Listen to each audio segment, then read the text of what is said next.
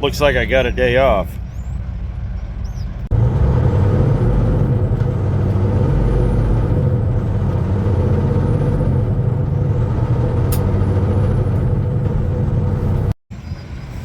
Well, I'm here in Knightstown, Indiana. Delivered yesterday morning, and it just turns out I can't get loaded till tomorrow, which is Monday.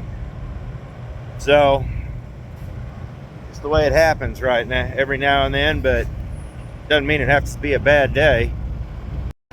Over here at this Love's, it's a mess. We're gonna go across the street over here to this diner.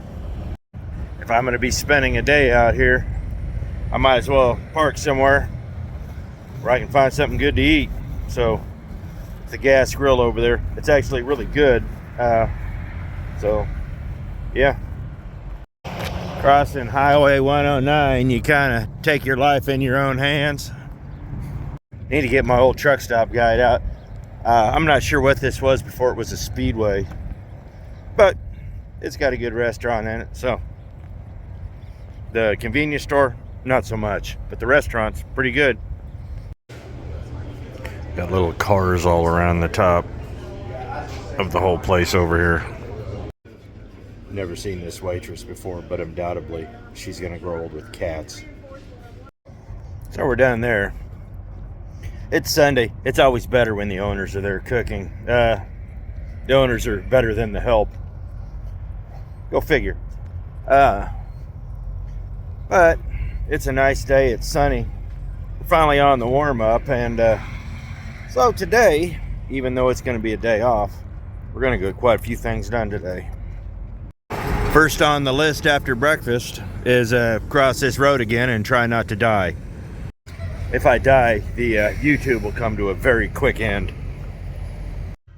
One of the main problems I've had, especially this time of year, is once it gets hot, once it gets cold, this snow and mud, everything just gets trapped in here. Finally did get the truck washed for the first time this year. They did a craptacular job, but it still looks 20 times better than it did. So one of the things I have to figure out is what to take home. Like, I got my spare headset. I got to keep this, but this whole crate up here with books and whatnot, that's going in the house. It's just, I got no place to put anything in here. Everything's full up. But that being said, I can start organizing because, well, like I said, we're gonna have to take stuff out, and it's a day off, so we're cleaning. So I got my clean linen there. I'm gonna change the bed out and start cleaning up the floors. This table here is a neat idea and a neat design, but truthfully, it's a complete pain in the butt. I love the concept and I do use it, but it's just in the way constantly. It really cuts the usable room from, well, 3 feet to here to here. Look at all that room. I'm gonna run a marathon. So now I've stripped the bed, but let me show you something. Under it, if you put an old comforter down like this, like my old comforter here, that right there will do a lot. I've got some mud flaps and stuff under it I need to put on. I was gonna put them on when it was warm, but it got cold, so I haven't done that yet. Got some really nice mud flaps. I got the yellow Kenworth for the quarter fenders, and some really nice heavy mud flaps with some weights. They're gonna look nice. You need an insulated barrier between on that metal between under the bunk and what you're sleeping on. These mattresses are cheap, and if you're gonna buy a truck, I would highly suggest, which I haven't done, but I would highly suggest in spending $1,000 on a good mattress. You can go to any mattress store. You can have them order. They can custom make you one to fit your bunk, just like the one you have at home, or better. It's worth thinking about, and I haven't done it yet, which I probably should. but underneath the bunk isn't heated. And this was drafty, so it's got a metal bottom, and that bottom gets cold. So what ends up happening is that cold just comes up right through the mattress, because it's a cheap mattress. But if you put an old comforter down there, or an old sleeping bag, or something that's insulated, it'll stop that, and it'll help keep you warm at night. Now, I'll be the first one to tell you, truck linen is very expensive, especially if it's made specifically for your size of mattress. It's prohibitively expensive. There's lots of other alternatives, but if you count, like, I have truck linen. I didn't pay the full price for. I don't pay full price for anything because, well, I'm cheap. But that being said, I was at the Sapp Brothers, and they were having a linen sale. They were getting rid of a bunch of old stuff, rotating it out. And I found 2-3 of them. They wanted $19 for a set. Fitted sheet, top sheet, 2 pillowcases, $20. And I bought every one that would fit my truck. And you know what? It works. So you don't have to buy anything else. You don't have to buy anything else for the truck, and you're going to pay that at Walmart. I mean, but you need sheets, and the comforters are a little different story. Finding one that fits, especially when you have the the heater right there coming out, that gets a little hot because you don't want it draping over while you're sleeping. So finding a right comforter for the truck is a little tough at times, but you can do it. Now, y'all laugh when I tell you I'm cheap. You have to be, and it's not that I'm being cheap on, well, I'm being cheap on purpose. It's not that I couldn't spend the money, but your favorite truck stop is ripping you off.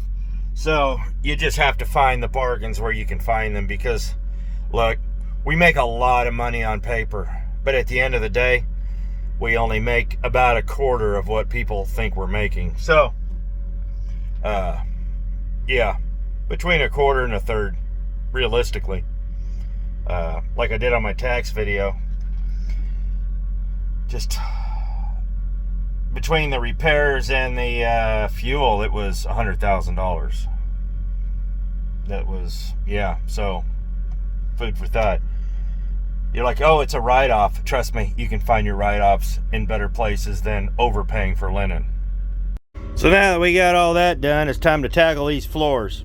I put carpets down for a real reason. It catches everything. Well, not everything, but it catches a lot. The problem is, like this right there, catches a lot of dirt from my feet. I do my best to take my shoes off in the driver's seat so I don't track it back. But every now and then I have to step there. So I got real dirty.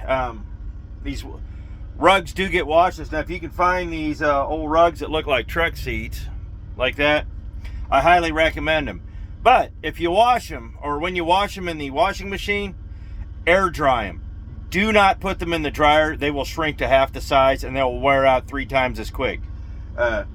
Wash them, take them out, air dry them, and you'll never have a problem. They'll last you, oh wow, these have been around a long time. In fact, these were in the last truck. So it's food for thought. If you take these rugs out of the truck and just snap them, you'll get them about 85%. But yeah, let's do the floors. Oh, so the floors are a little dirty, but you get one of these little brushes like this. It makes really quick work. I have no idea what that is. Okay, it makes really quick work of and you can kind of just sweep it all to the front. Now we've cleaned up this side, swept it all out the door. So this is where the magic happens. I know it's tempting to start off with the Armor All. Start off with Spray Away first. Save your Armor All.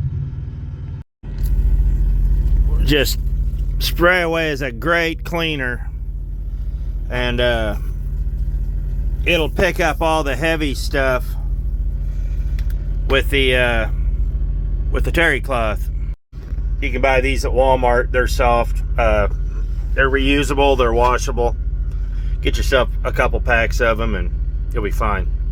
The thing is, spray away is cheap. Armor All is expensive. So you'll go through 2 or 3 things.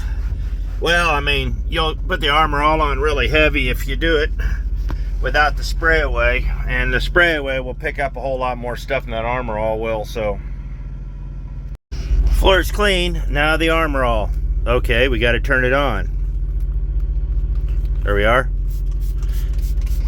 Do it on the mist. A little bit goes a long ways. All right, then you throw your mat down. Now here's the thing, these mats ain't clean, but you really need a pressure washer for these, and I don't have one, so you just might have to just bear it. But it looks pretty good. Now I can hear you already. Y'all are like, why are you wasting your time on the road doing things like that? I'll just do it when I get home. You got time today. Heck, you got time for the next day. Why you want to waste time at home when you got things to do that don't involve this truck? That's my question. If you can get it all done on the road, you ain't got to screw with it at home. And I'll tell you what, it sure makes things a whole lot better at home because, well, the last thing I really want to do when I get home is screw with this. Now we got the carpets all down. Tuck them under this rubber mat. I do not recommend cutting them at all. You cut these things, they'll just come apart on you and be a big mess. Trust me on that. We got the National Guard here today. They've got a mortar tube. Mine is better. It's not military grade. So believe it or not, this is only about 2 weeks worth. It is it was nasty out. So we've got it kind of cleaned up. When I get home, I'm going to hit all this with the pressure washer and a scrub brush, which is really what the driver's seat needs. So one of the things I can do while I'm sitting here, because I've pretty much got most of my housework done. It's going to be some paperwork later and stuff like that. Nobody needs to see that. That's also stuff you can do while you're on the road. We've got to get under the hood and check a couple of things. The weirdest thing about these modern trucks is they use oil and they use antifreeze. It's just part of the game. And if you're going to idle 2 or 3 days, when it was this cold, it's imperative that you check your oil. Sitting there shutting your truck off every night using the APU, it's fine. You can go a couple, 3 weeks. You idle it 2 or 3 nights, you probably should check it. Your antifreeze too. We are right at the minimum mark, but for some reason it just that's where it likes to stay. Trucks have a personality. Every truck will have its own spot, its own oil spot, its own antifreeze spot. These will always leak.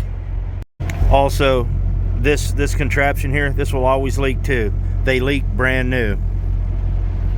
It's just a weird thing. They all do. So let's pull the dipstick out and see where we're at. Okay, we're right at the bottom. That's not uncommon after about 20,000 miles to burn a gallon. They all do. So let's top that off and let's top the oil off. If you work for a company that carries this stuff in bulk, always buy it from the company. Fill up your own jugs. You will save so much money. Okay. And APU. Got the oil and the washer fluid. I just do this and just let it do its thing, and hardly a drop is spilled. Now if you're worried about a little bit of mess, go to O'Reilly's, get yourself about 4 cans of brake parts cleaner, and you can clean all this stuff up real quick. I've hidden a lot of leaks from the DOT that way. Just keeping it clean. So now if you're needing your power steering, That is a Dextron Mercon ATF. It's just regular automatic transmission fluid. Don't be creative. You can buy that at O'Reilly's real cheap. All of this stuff you can buy real cheap if you know how to shop. So let's check the oil. It is right at the full mark. That's mostly full. Let's put the hood down and wrap this thing up. Here's the thing. This is all just the basics. This is stuff that you can do at the truck stop that's going to be so you don't have to do it at home. I have OCD. I forgot to check the oil cap. Okay, it's there. Yeah, don't ever leave this out. This thing will blow oil everywhere. Okay. So how come I didn't top the antifreeze off? Didn't need to. One of the things that you're gonna find out when you get familiar with your truck is that you're just gonna know where all the fluid levels are. Just part of the biz. And even as a company driver, the last thing you want to do when you're home is be out in the driveway screwing with a company truck. There are times as a company driver you're going to need to put washer fluid in it. You're going to need to put a little bit of antifreeze, check the oil. These are things that are expected of company drivers. And truthfully, this video is for you too. Take care of this stuff. Now, if this was a good warm day, about 70, 75, we'd be doing all the tires too. But not today. I know they're good. The problem when it gets cold like this is you'll get valve stems that are sticking, and especially with all the dirt in the air. So if you go and you check it and you air it up, it's fine. By tomorrow morning, it might not be. I've had that happen countless times. It's just, here's the thing, you know, it's like, oh, we just put them on 3-4 months ago. I said, yeah, but you put 50,000 miles on them. So, I mean, you have to kind of have a little bit of perspective. So, anyhow. So now that we've got the basic housework done and we've got the basic maintenance done, I could get a couple of grease packs and drop the fifth wheel and do that. But I got grease at the shop I can get for free. I guess we're done. Now I can enjoy the day. Lots of things to watch for free online, streaming, Pluto, Tubi, both free. Both lots of good shows on there if you like that kind of stuff. A&E has an app that with a bunch of free stuff on it. And so does a lot of people. YouTube has a lot of stuff to watch. Not just me, but actual things. So now you can watch it. Now, one of these days I'll actually get a TV for the truck. But that being said, now it's what, about 10 o'clock local time? I got the rest of the day. And from looks, it's going to be a nice day. So you know what? Take care of yourself out here. If you got time to screw around and there ain't nothing else to do, get your stuff cleaned up. I mean, seriously. It took an hour and a half to do all this. The driver's floor is going to take a little longer when I get home. I will have to do that when I get home. It's just, you got to do that once or twice a year just with all the salt and stuff you drag in. But for the most part, it is what it is. So, hey, I appreciate it. Thanks for watching. Just have fun out there, guys, and keep yourself clean and professional. So I appreciate it. Thanks for watching. We'll see you next video.